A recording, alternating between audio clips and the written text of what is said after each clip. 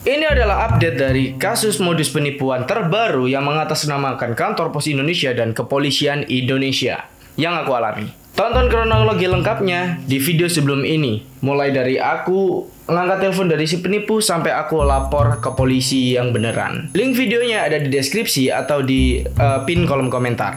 Dan buat kalian yang udah nonton, lanjut. Kurekap sedikit apa yang terjadi setelah uangku ludes kena penipuan tersebut. Jadi setelah aku sadar kalau aku kena penipuan, aku langsung buru-buru pergi ke kantor polisi terdekat untuk ngelaporin beserta berkas-berkasnya yang udah aku bawa. Lalu dari kantor polisi terdekat waktu itu aku di Polsek, itu langsung dioper ke Polrestabes Surabaya yang itu lumayan jauh dari rumahku. Aku datang udah bawa semua berkas-berkas yang dibutuhkan beserta bukti-buktinya, tapi sampai di kantor Polres aku dioper ke bank untuk minta rekening koran. Sampailah aku di bank untuk minta rekening koran. Tapi ketika aku minta rekening koran, ternyata rekening koran itu nggak bisa di print cuman satu transaksi. Yaitu misal aku minta transaksi pas aku ketipu, nggak bisa diminta itu aja. Jadi harus diminta selama 1 bulan aku transaksi. Dan itu kan nggak tahu ada berapa transaksi selama 1 bulan. Dan juga per lembarnya nanti kena biaya admin entah 2.500 atau entah 6.000 itu pakai bankku waktu itu. Dan karena kena biaya admin per lembarnya, otomatis aku nggak bisa ambil karena uangku di ATM udah ludes habis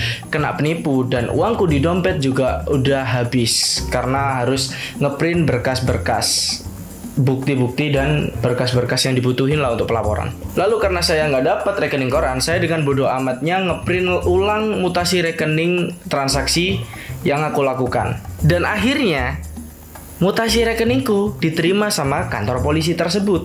Aku ngurusin ini mulai dari jam 1 siang dan aku baru selesai bisa istirahat di rumah itu jam 8 malam. Dikarenakan lamanya itu udah antrinya panjang, terus aku disuruh mondar-mandir bank Polres, dan juga rumahku sama kantor Polrestabes Surabaya itu lumayan jauh banget, malah setengah jam perjalanan kalau nggak salah.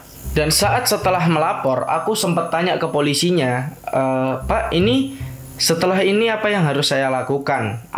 Saya nunggu kabar dari Bapak atau gimana? Lalu polisinya itu cuma jawab gini, nanti masnya akan dikabari dalam jangka waktu seminggu setelah melapor. Dan ini udah masuk minggu kedua, belum ada kabar sama sekali. Aku pun mulai sedikit percaya hashtag percuma lapor polisi. Dan itulah update terbarunya bahwa pelaporanku ke kantor polisi sampai saat ini udah minggu kedua masih belum ada kabar sama sekali. Padahal bukti yang aku cantumin udah lumayan lengkap. Wajah pelaku meskipun itu deepfake, rekening pelaku meskipun aku tahu itu juga palsu, tapi setidaknya kalau bikin rekening kan harus pakai KTP. Jadi kemungkinan besar itu KTP-nya salah satu komplotannya lah. Lalu bukti video call-nya aku cantumkan. Lalu bukti surat penangkapan atas namaku dan juga surat pembukuan dana atas namaku juga aku cantumkan. Nomor teleponnya juga aku cantumkan. 2 nomor aku cantumkan. Nomor yang dari kantor pos yang awal-awal sama nomor yang polisi waktu video call. Udah aku cantumin semuanya. Dan sampai sekarang di minggu kedua ini masih belum ada kabar. Jadi ya udah, mantap. Dan sekarang aku mau jawabin pertanyaan dari videoku yang ini, karena saat aku bikin video ini tuh lumayan kejar tayang. Jadi waktu itu bikin videonya buru-buru, takutnya ada beberapa part atau beberapa cerita yang keskip, yang mungkin kalian waktu nonton kok bisa sih kayak gini. Jadi aku akan jawabin komentar-komentar kalian yang udah komen. Itu cuman konten saja. Kalau emang benar kejadian, kok bisa langsung dibuat konten? Bisa. Jujur aku adalah orang yang kegiatan apapun itu aku dokumentasikan, entah buat status atau entah buat YouTube atau untuk buat pribadi. Apalagi hal yang penting, kayak contohnya kasusku ini. Kenapa kok bisa ada rekaman suaranya lengkap dan juga rekaman video call-nya? Ya karena aku udah cukup berhati-hati. Tapi ternyata berhati-hati saja kurang cukup. Banyak banget dari teman-temanku ketika tahu aku kena penipuan, respon mereka adalah, kok bisa seorang Iqbal Qureshi kena tipu? Ya ini buktinya. Tiba-tiba banyak banget yang ngechat aku, kok bisa kena tipu? Gimana kronologi kejadiannya mulai dari awal sampai akhir? Entah mereka tanya itu ada yang cuman kepo atau mereka tanya karena untuk berjaga-jaga biar mereka nggak kena penipuan yang sama. Dan karena aku capek ngejelasin ke mereka satu persatu, yang mana ceritanya itu kan lumayan panjang kalau kalian nonton dari video sebelumnya. Jadilah saya langsung buka kamera, bikin video full kronologi kenapa kok aku bisa ketipu mulai dari telepon sampai aku lapor ke polisi, lalu aku upload ke YouTube, dan linknya aku kirim ke mereka yang tanya gimana kronologi kejadiannya. Jadi apakah ini cuma buat konten? Jawabannya adalah enggak. Ini adalah 100% real kejadian ke aku tanpa settingan. Lalu kenapa kok dibuat konten? Ya tujuannya buat sharing ke kalian semua yang nonton biar nggak kena modus penipuan yang sama dan lebih berhati-hati lagi terhadap telepon nggak jelas yang masuk ke HP kalian. Ini adalah full telepon. Belum diambil. Nah,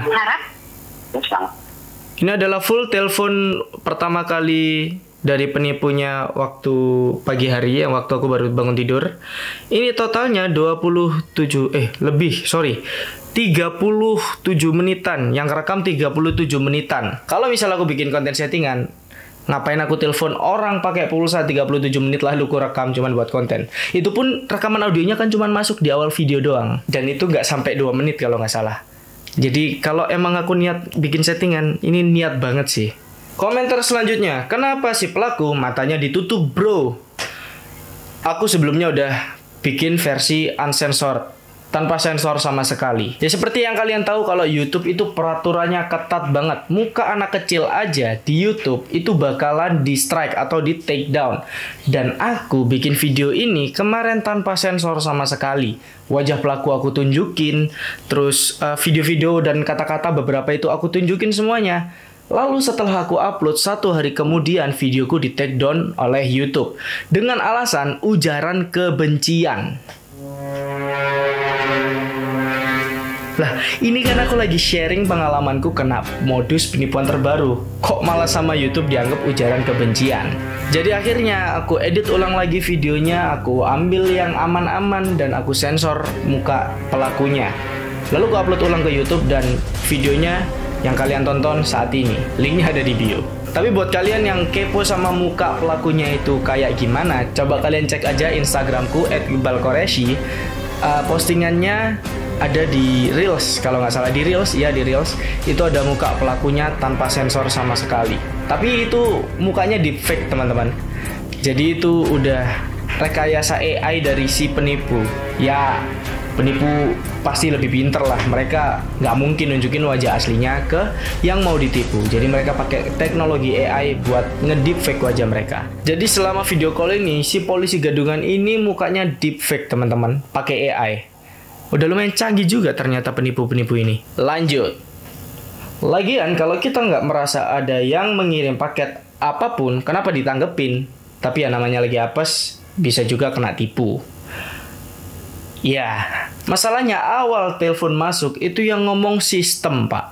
Dan sistemnya langsung bilang kalau ada barang dari kantor pos yang belum saya ambil. Meskipun aku nggak ngerasa mesen paket apapun, tapi kadang itu ada beberapa klien yang ngirim paket ke aku itu tanpa konfirmasi terlebih dahulu. Ataupun biasanya hadiah-hadiah lomba. Itu mereka kirim tanpa konfirmasi ke aku terlebih dahulu. Jadi tiba-tiba ngirim gitu aja. Makanya aku tanya, itu paket apa? Tapi pas aku telepon tellernya, si teller pos gadungan ini malah bilang kalau aku yang ngirim paket, bukan ada paket ke aku. Kan ini aku makin bingung ya. Ada orang yang pakai identitas atas namaku buat ngirim paket. Dan itu ilegal. Dan ya seterusnya ceritanya kalian tahulah, bisa kalian tonton di video sebelumnya.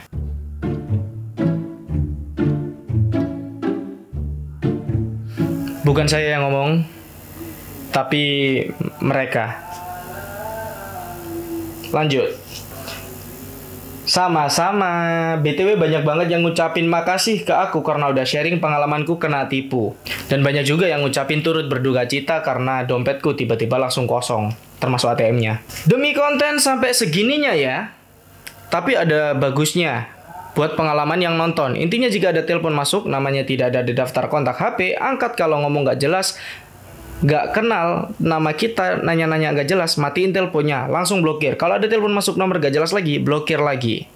Ya, benar. Tapi sekali lagi aku jawab kalau videoku yang sebelumnya ini itu pure aku mau sharing pengalamanku ke kalian, nggak demi konten. Kalau semisal disuruh milih, aku lebih mendingan uangku di ATM tetap utuh dan nggak dapat konten daripada aku dapat konten tapi isi uangku di ATM ludes habis. Dan itu pun belum lagi KTP ku yang kesebar sama aku megang KTP-nya. Dan yang kedua, aku harus muter-muter ke Polres, ke bank, ke Polsek untuk ngurus pelaporan. Itu ribet banget. Jadi aku lebih milih nggak dapat kontennya daripada aku harus ngelakuin semua keribetan ini saat itu.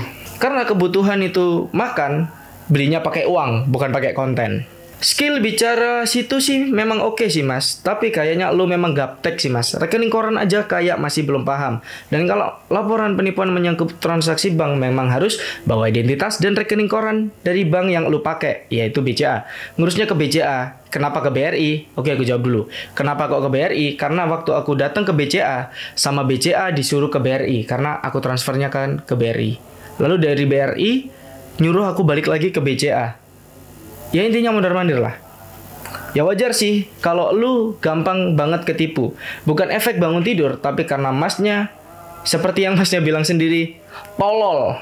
Bukan aku yang bilang ya. Yah, aku itu jujur belum pernah urusan sama yang namanya penipuan. Ini pertama kalinya. Dan aku juga pertama kali bikin pelaporan ke kantor polisi. Jadi aku baru tahu istilah rekening koran, istilah yang disebutin kemarin lah. Itu aku jujur baru tahu saat itu. Komentar selanjutnya. Kamu dihipnotis lewat telepon mas. Hati-hati. Sudah banyak kejadian. Bisa iya bisa enggak sih. Tapi definisi hipnotis itu adalah ketika kita nurut apapun sugesti dari orang yang ngasih sugesti ke kita. Yang dalam hal ini kalau pakai kasusku, kalau misal aku ini kena hipnotis, aku kasih tahu ke kalian itu gimana rasanya kena hipnotis via telepon. Jadi rasanya kena hipnotis via telepon ini adalah kosong pak. Nggak tahu, nggak ada pikiran apapun gitu. Kayak kita itu bener-bener cuma nurut apapun yang dibilang sama si penelpon. Jadi selama aku telepon itu nggak tahu kenapa kok aku bisa percaya dan nurut aja apapun yang diomongin sama mereka gitu loh. Aku juga bingung. Tapi kalau menurutku ini bukan hipnotis, ini lebih ke skill komunikasi mereka yang jago parah, jago banget. Aku ini tuh. Aku yang saat itu baru bangun tidur, masih blank, masih kosong, itu shock karena pertama namaku keseret-seret kasus kriminal. Ya meskipun aku nggak ngerasa ngelakuin itu, ini hukum di Indonesia pak. Kita harus ngebuktiin kalau kita itu beneran nggak salah. Dan aku video call sama polisi tersebut kan tujuannya untuk ngelaporin kalau namaku itu disalahgunakan sama orang. Dan orang yang shock dan isi kepalanya kosong dimasukin informasi yang segitu banyaknya, otomatis bakalan pilih jalur yang cepet, yang menguntungkan bagi mereka. Ya otomatis aku nurut aja sama apa yang diomongin polisi ini. Aku disuruh ditanya-tanyain, ya aku jawab dengan jujur. Terus disuruh transfer uang karena dana aku mau dibukukan ya nurut aja otomatis. Karena aku mau gampangnya aja. Kalau aku transfer dan aku bakalan aman, ya udah aku transfer. Dan itu tolol. Mantap. Dan seperti respon kalian di kolom komentar, kalau ceritanya ini aneh, nggak masuk akal, dari awal aja udah kelihatan kalau ini penipuan. Kalian ketika ngelihat dari sudut pandang orang yang sadar, pasti bilang kayak gitu. Kayak aku sekarang, aku bilang diriku yang kemarin, tolol. Tapi ketika kalian udah ngalamin sendiri suatu saat, tapi amit-amit jangan sampai kejadian, kalian bakal ada pemakluman, kalian bakalan paham rasanya gimana. Ya kurang lebih gitulah. Hari gini masa sih telepon polisi lah bisa berlama-lama dan panjang lebar untuk urusan cuman paketan nyasar gak jelas. 1001% kurasa janggal bin ajib. Ya betul. Setelah kemarin aku lapor ke Polres dengan respon polisi yang menurutku cuek, aku jadi yakin kalau sebenarnya polisi itu nggak suka hal yang bertele-tele, apalagi cuman urusan paketan gak jelas kayak gini. Jangan-jangan ceritanya juga tipu-tipuan, hoax, karena masnya ceritanya lancar banget. Ya justru karena ini kisah nyata, ceritaku lancar banget. Kalau aku ini bohong atau nyeting cerita, ya ceritaku bakalan terbata-bata guys. Ngeri tuh foto ber-KTP dipakai buat pinjol. Ya bener, emang ngeri banget. Maka dari itu, kemarin tujuanku lapor ke polisi itu bukan buat uangnya balik, karena aku yakin uangku nggak bakalan balik. Jadi seluruh ATM-ku yang ludes itu, uangnya nggak bakalan balik. Tujuanku kemarin lapor polisi adalah sebagai bukti, kalau semisal suatu saat KTP-ku kesebar atau ada tagihan masuk atas namaku, ya aku tinggal tunjukin surat pelaporannya aja. Kalau KTP-ku kesebar, itu bukan aku yang make. Ya gitulah. Di scam polisi palsu iya, di peras polisi asli iya. Plot twistnya, si abang ini sengaja kena scam buat edukasi kita. Salut. Ya terima kasih atas salutnya, tapi nggak mungkin dong saya kena scam sengaja cuman buat konten edukasi kalian. Ini dia bukti saldoku sebelum aku transfer, dan ini dia bukti transferku ke penipu tersebut. Itu transfer ke siapa? Yaitu transfer ke rekening surat pembekuan dana yang ada di surat polisi gadungan tersebut ketika ditunjukin ke aku. Kalau kalian nggak paham, tonton video sebelumnya. Dan ini aku scroll-scroll komentar, banyak juga yang sharing-sharing pengalaman-pengalaman mereka kena modus penipuan juga. Ada yang sama kayak saya lah, ada yang awalnya paket kantor pos lalu kepolisian, ada juga yang modusnya jual beli. Intinya di Indonesia ini banyak banget modus-modus penipuan, dan ini akan terus berkembang semakin canggih lagi karena pelakunya ini masih belum ketangkep. Kalau semisal pelakunya ini udah ketangkep pun, sindikatnya yang akan ngejalanin bisnis mereka ini, bisnis penipuan ini, dan terus-menerus akan berkembang dengan modus-modus baru lagi sesuai dengan berkembangnya zaman. Jadi untuk kalian harap lebih hati-hati lagi, jadikan pengalamanku dan pengalaman-pengalaman orang di komentar video sebelumnya itu sebagai acuan, sebagai pelajaran, agar tidak terjadi sama diri kita masing-masing ataupun keluarga kita. Ambil sisi positifnya dari video ini, buang sisi negatifnya, dan sampai berjumpa di video selanjutnya.